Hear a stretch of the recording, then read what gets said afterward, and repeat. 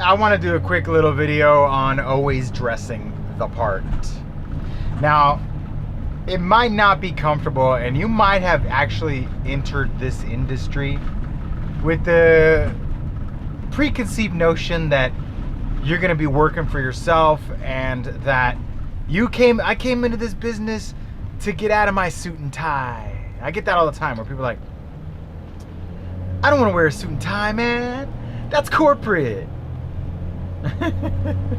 Listen, ladies and gentlemen, the truth is that even with what I'm wearing right now, it's pretty clean, you know. I go door knocking in this outfit.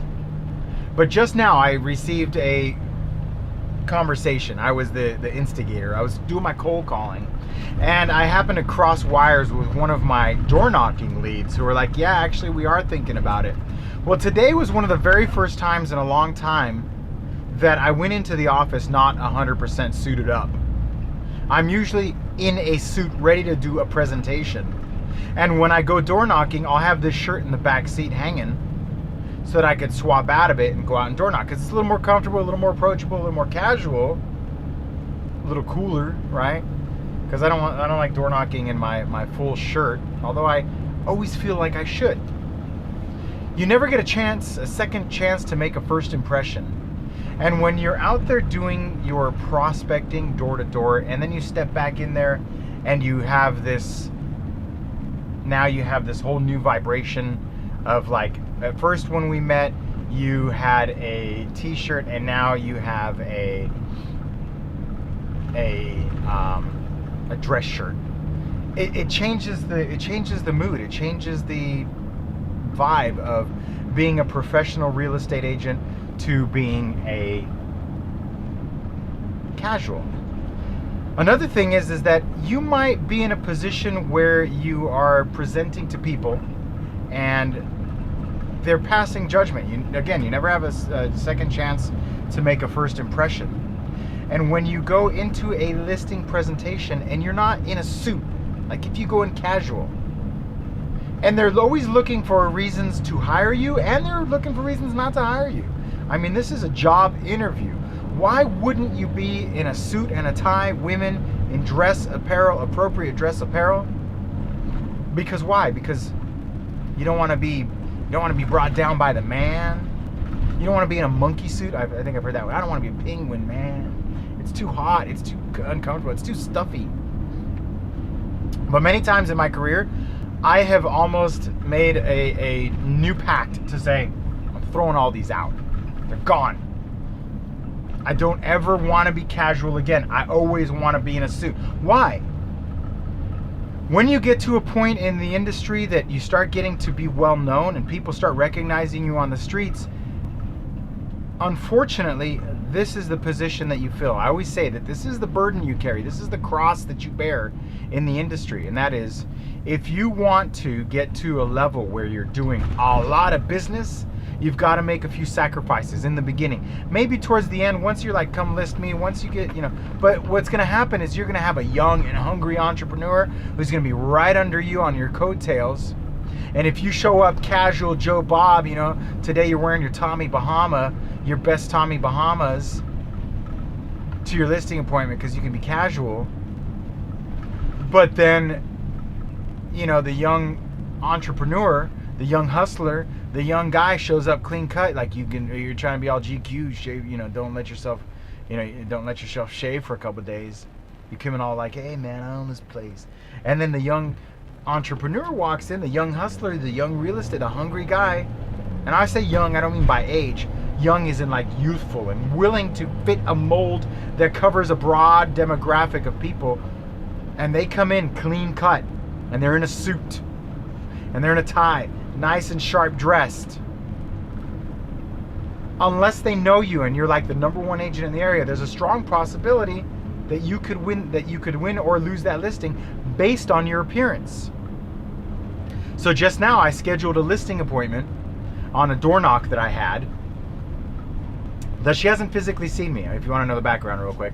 I was out door knocking, I left my flyer, went about 20 doors later, and some lady calls me up. She goes, excuse me, are you the one who's leaving the flyers at my door? I'm like, yeah. She goes, well, I wanted to know, are you out just looking in the neighborhood for listings, or do you actually have a buyer? I go, well, I have buyers, But you know, I'm looking for listings to sell to buyers, and if my buyers don't pass, the truth is, ma'am, I don't know until I see your house. And she's like, oh, okay, well, we're thinking about selling, but not right away after the holiday. It's just Easter.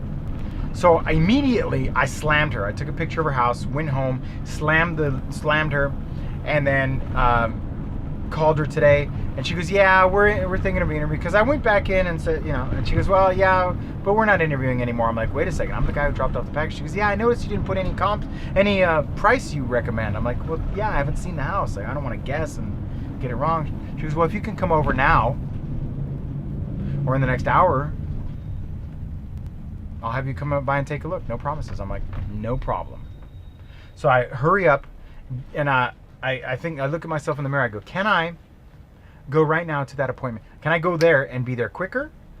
I don't have my shirt in the back. Damn it. Got to go home real quick. That's part of the reason why I promote a sphere of interest and a sphere of intense interest.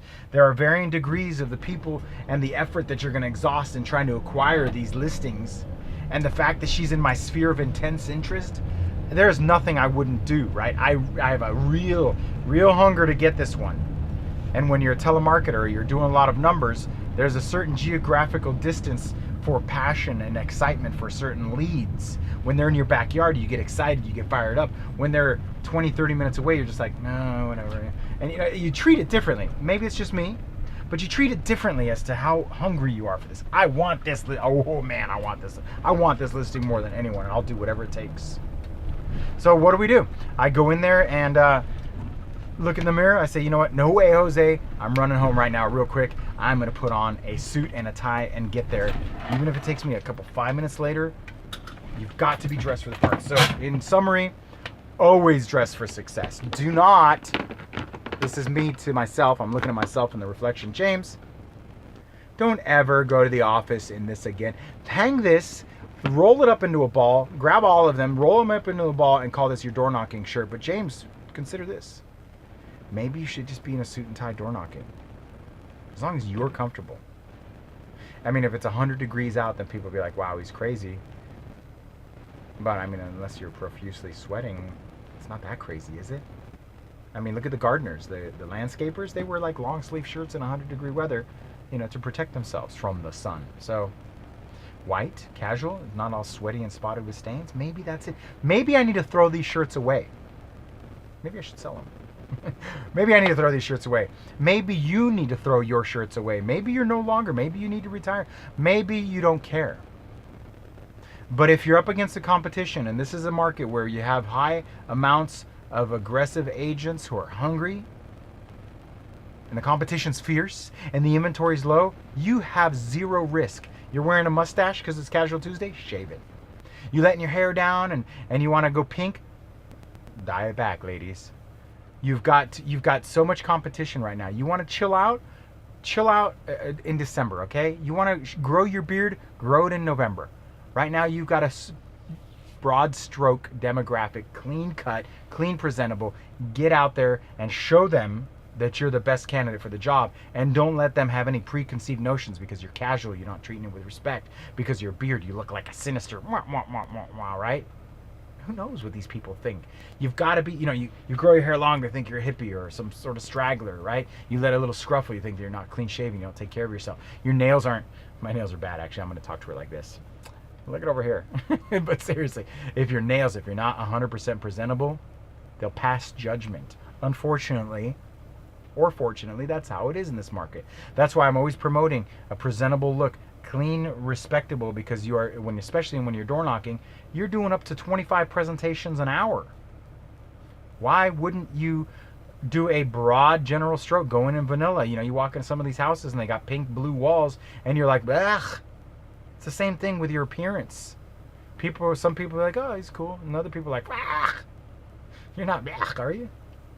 Anyhow, if you guys want to know more about what I'm doing, what I'm up to, make sure that you find me. If you like podcasts, go to your favorite podcast app and download my stuff. Just search anywhere for Festini and consume me however you prefer. I'm probably there. Leave your comments below. If you have a topic I want to cover, please leave your comments below. I'm super responsive in the comments. It's so cool. You guys, like, I can, engage. And I also have a new product out. It's called the Door Knocking Mastery Course. If you want to learn how to door knock like a master, hell, I'm right here to giving you. I'm telling you about a lead I got last week from door knocking, and I'm going to the listing presentation right now. Hello, it works. Why wouldn't you spend, what is it, $200 for you to learn how to door knock the right way and actually have a specific template? It includes the template, it includes 30 minutes of one-on-one face-to-face training of all the possible scenarios, scripts, dialogues, all that stuff.